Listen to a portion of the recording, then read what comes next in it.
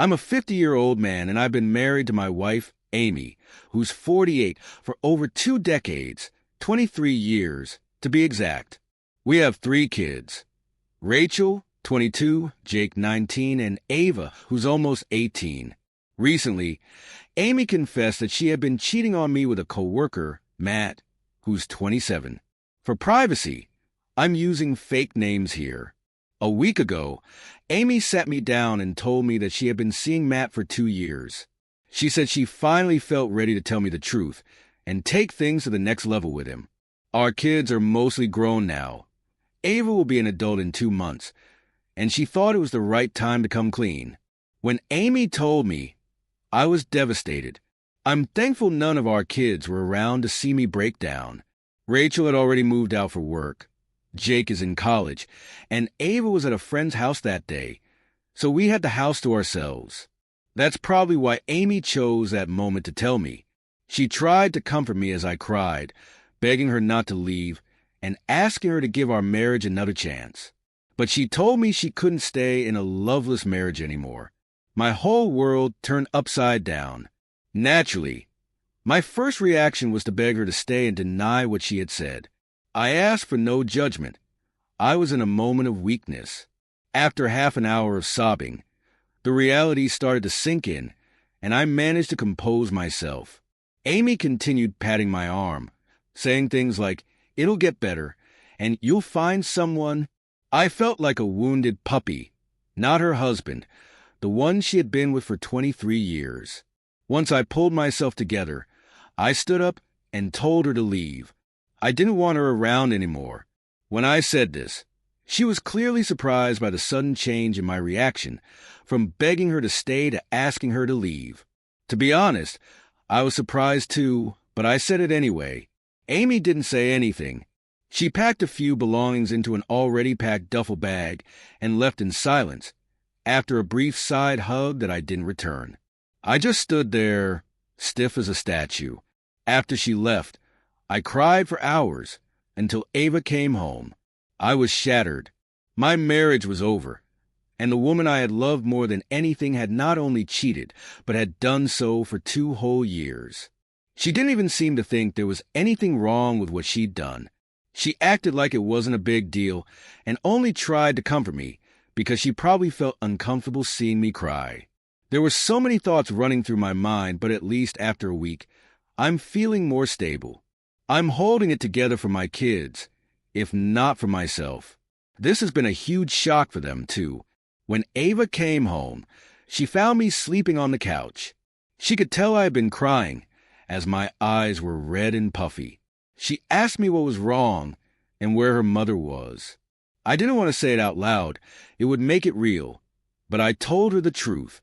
I couldn't hold back the tears, and I cried some more.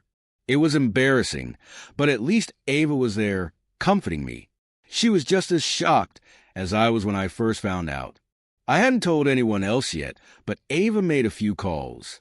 She contacted her siblings and told them to come home. She also called my brother Eric, who's 45 and still single, asking him to come over and help us out. Eric's a solid guy, and I knew I could count on him. I've always been able to count on my brother, Eric, whenever I was in trouble.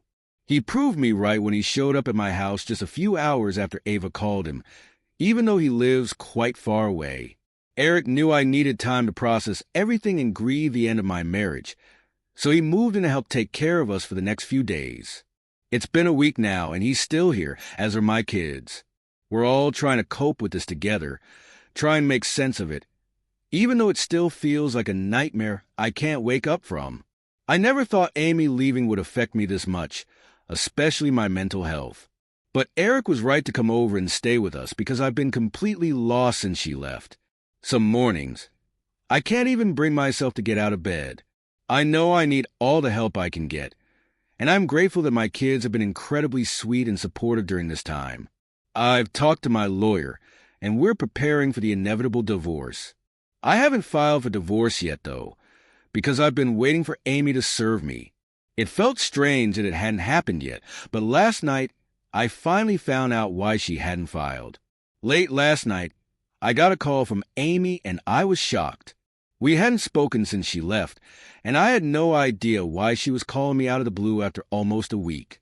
When I answered, she sounded distressed, and I could tell she'd been crying. She asked about the kids, and I told her they were all here, along with my brother. I tried to keep my voice neutral because I didn't want her to know that I still cared, though I did. I just didn't want her to know that. After asking about the kids, she started crying on the phone, which really took me by surprise. She's the one who cheated and left, so I didn't understand why she was crying. I couldn't help myself, though, and I asked if she was okay. That's when she told me that Matt had turned her away when she asked to move in with him the day she left our house. Apparently, Matt wasn't ready for a relationship. He told her to her face that he was still young and wanted to have fun before settling down. He said Amy, while attractive for her age, was 50, had 3 kids, and wasn't his idea of the woman he wanted to marry. He wanted kids and a long life ahead, and he didn't think Amy could offer him that. So, he wasn't interested in a real relationship or moving in together. Amy was having a total breakdown. She cried for about 15 minutes on the phone because she had nowhere to go. She told me that the kids weren't speaking to her, and they had blocked her everywhere without a word. She had been living in a hotel for the past week, unsure if I would take her back, too afraid to ask. Finally, she broke down and called me because she couldn't think of anything else to do. She couldn't stay in a hotel forever, and now she was calling to ask if I would let her live with me and give her one more chance. I was dumbstruck by the audacity of her request. In seconds, any concern or sadness I had left disappeared, replaced by pure anger, which probably should have come a long time ago. I told her right away that there would be no second chance for her, just like she didn't give me one. I told her I was glad this was happening to her, because she deserved every bit of it for what she had done. I ended the call without waiting for a reply and turned my phone off so I could sleep without thinking about Amy. I was furious that she even thought, after everything she'd done, that I would just fix the situation for her like I always had. Our marriage had its ups and downs, just like any other, but I always tried to resolve our issues, even when she rarely apologized. It was always me chasing after her, trying to make things right, even when I wasn't the one in the wrong. But this time, I had enough. I couldn't look past what she had done, and I didn't want to forget it because this was a reality check I needed. I had always loved my wife more than she loved me, and more than she deserved, but that ended now. I don't think I did anything wrong by asking her to leave and refusing to let her come back. The house is mine legally because I bought it, and she can't force me to let her live there. Yet, she's been trying to manipulate me into believing I'm being cruel, which doesn't make any sense after what she did. When I finally turned my phone back on this morning, I saw several texts from Amy that she had sent after our call. She was furious, acting like the victim, accusing me of being selfish and not thinking of her at all. It's absurd, especially after she cheated on me. She even claimed I had turned the kids against her, but I didn't even know they blocked her or were refusing to talk to her until she mentioned it. So, I don't think that's my fault. Maybe the anger is talking. But it seems insane that she's accusing me of selfishness when I don't want to give our marriage another chance after everything she's done. She thought I would take her back just because she came crawling back after being rejected by Matt. I don't think I'm wrong for not taking her back, and I also don't want to be unnecessarily cruel in this situation. So, I'm turning to you for advice. AITA for refusing to let my wife move back in after she cheated on me with her coworker? Update 1. Hey everyone, first off, thank you so much to everyone who responded to my original post. I'm really grateful I made that post because it helped me realize how badly I was being gaslighted by Amy. She had me questioning my decision to not let her back into my home and life. I was starting to have second thoughts, and I would have given in if I hadn't posted here. All your responses really helped me see things clearly, and I think you saved me from a lifetime of misery and mistrust that would have happened if I forgave Amy and took her back. Now, I'm back to my senses, and I know she doesn't deserve a second chance. It's been a few days since my original post, and she's been texting me constantly, trying to persuade me to take her back. She's used every tactic, from guilt-tripping to gaslighting. She keeps apologizing, saying that she made a huge mistake and that she'll do everything to make it up to me. I don't know why she thinks I would take her back after her affair. This isn't just some small argument, and she's taking it too lightly. She still doesn't realize the enormity of what she did, and I highly doubt she ever will. I'm feeling much better now, so I've sent Rachel and Jake back to their normal lives. Ava is still living with me and checks up on me, which I appreciate. But I told her not to let me hold her back from having fun with her friends or doing things that bring her joy. I know it's a tough time for all of us, but we'll get through it. Ava is supposed to move out for college in the fall, so I want her to enjoy her time here. My brother is still living with us, and I'm really grateful for it.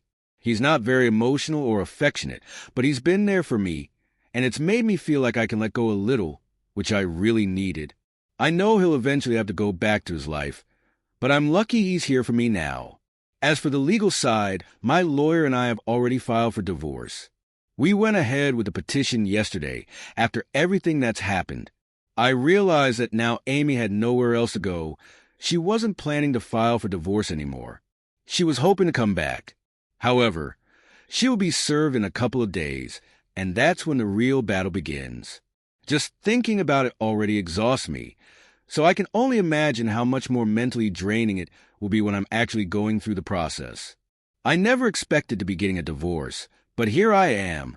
It feels horrible, but at least I know I did everything I could to try and save the marriage, and whatever is happening now is not my fault. It's hers.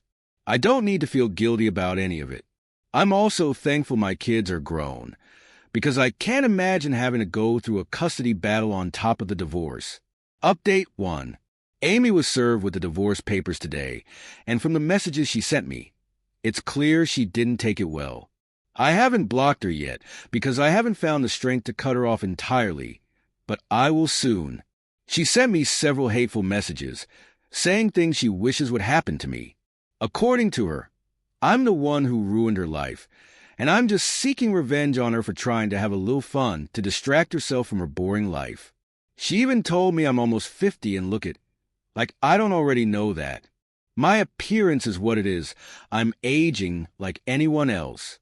I haven't been to the gym in ages, and yeah, my hairline's receding. But I'm a father of 3 kids, and most of them are adults. I'm not unhealthy, and I've kept in decent shape for my age. If she expects me to look like I did in my 20s, that's unrealistic. Sure, she finds Matt more physically attractive, but that's where marital commitment comes into play. If she couldn't control herself and threw herself at the first young guy she found attractive, that's on her, not me. It's pathetic that she's still trying to blame me and make it seem like what she did was justified. I should have noticed all the red flags over the past 20 years, but I ignored them because I loved her. Now that she's soon to be my ex-wife, I'm seeing her for what she truly is. It's hard to admit, but I still love her deep down, and that's why I haven't completely cut ties with her yet. But I need to find the strength to do it, because I can't keep dealing with her insanity. What she's doing isn't just cruel. It's beyond that. It's laughable in its absurdity. Update 2. An ironic twist of fate happened today, but thankfully, it doesn't affect me directly. I found out from Rachel that Amy's been having online drama with Matt. Apparently, she posted a rant about how Matt had led her on for 2 years before dumping her because he didn't see a future with her. Honestly, it was dumb of her to throw away everything without even discussing it with him first. I'm not a cheater, but at least she should have thought it through before jumping into a relationship with him. In her post, other female co-workers commented, saying Matt had been involved with them too. So, it turns out Matt had been the office playboy and never actually cared for Amy. I never believed in karma before, but this feels like perfect karma. I blocked Amy, and Rachel did too, but she found out from a cousin who still is Amy added. We haven't announced our separation to the rest of the family yet, but I think this post does the job for us. I'm still going to tell my family soon, but right now, I'm enjoying watching Amy walk right into the disaster she created. As for Matt, I have to give him credit. He managed to juggle multiple affairs for over a year without anyone noticing. I hated him at first for what he did to me, but now I think I'm warming up to him. I might even congratulate him for pulling off this crazy situation. I guess this is a perfect payback for what Amy did to me. Update 3. It's been over a month since my original post, and we're in the negotiation phase for the settlement now. It's incredible how I look at Amy now and feel absolutely nothing for her. During meetings, she tries to smile at me and make small talk, but I avoid her as best as I can. I heard she's living with a friend now and has been fired from her job. Thankfully, because of her public confession on Facebook, I won't need to provide her with alimony. She essentially did all the work for me. The kids are still not speaking to her, and we've pretty much erased her from our lives.